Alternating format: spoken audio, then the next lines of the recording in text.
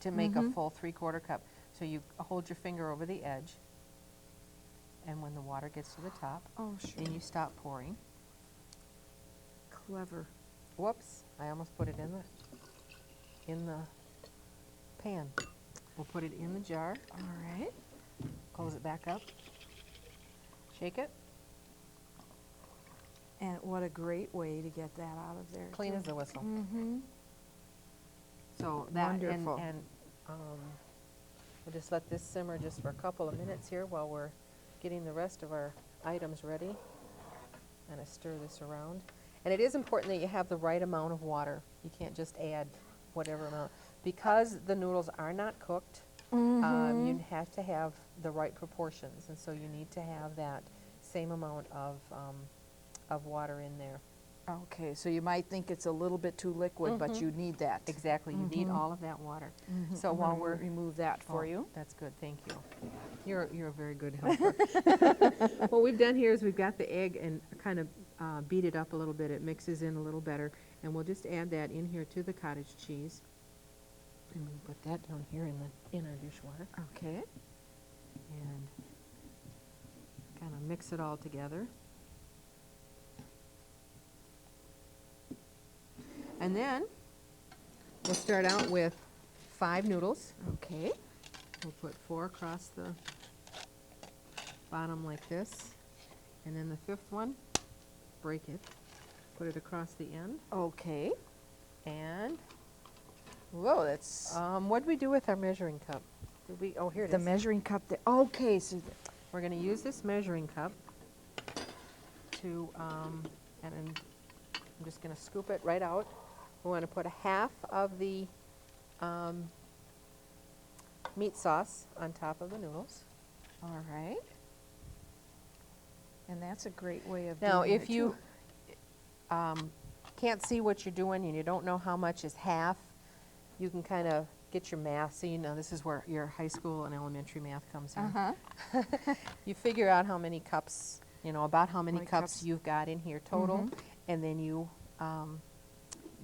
divide it up and say, well, it's about 3 cups there, and then we'll put on half the cottage cheese. Now I have people just know that kind of using their hand as they go along As to a know, guide to where they as have. they're putting on their cottage cheese. And here again, using a spoon or a scoop. And after you've made it a couple times, you know about, and it's not exact as far as making sure you get, I just kind of like to mix it all up here. It doesn't look like it's quite half. I'm not a real exact cook. Well, I think a lot of us, we like to change things to suit our own tastes, and we like to do things our own way. And just remember to use that 3/4 of a cup of Yep, wonderful. exactly. And then we'll just repeat the layers. Okay. Okay.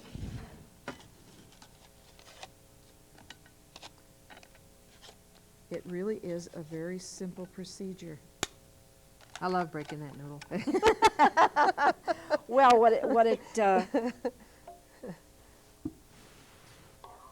it snaps so nicely, and you have to cook these noodles in a casserole anyway. And if you Right. cook them beforehand, and then you cook them again, very often they get too soggy. So this is going to be a way to eliminate that. Now, And it freezes very nicely. okay, freeze it before you bake it, Well, or you bake it first. I like to bake it first and then freeze it. All right.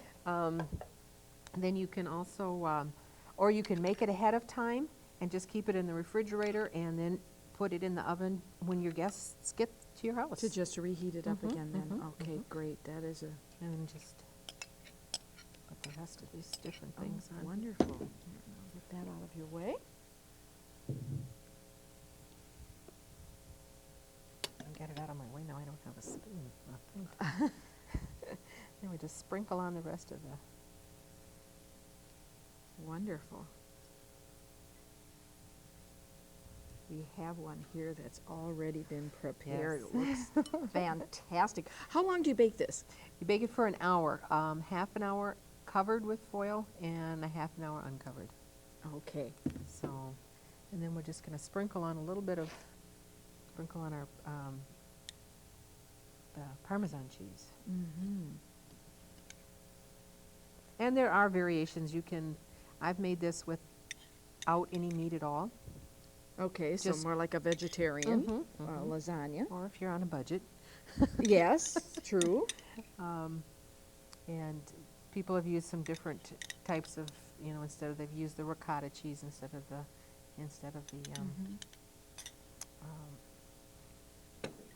cottage cheese.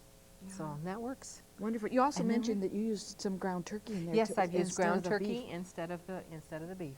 Great. There we go. Okay, one-step lasagna. Now, if you'd like a copy of this recipe, along with some information about the cookbook, if you'll send us a self-addressed, stamped, business-size envelope and mail it to the following address, being sure you do include the title of this evening's show, Cooking Tips for Those with Low Vision, and we'll be happy to get that information to you.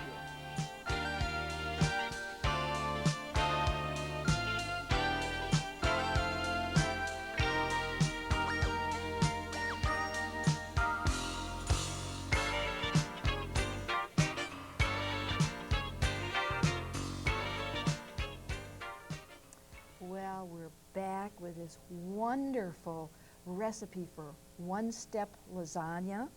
And then here we have it, some served up on a nice plate with some zucchini and yellow squash sauteed and a nice Italian salad. And if you like a little bit red wine and some French bread.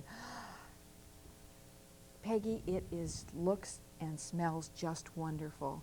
I want to thank you so much for coming and sharing all of these tips and techniques and this great recipe with us.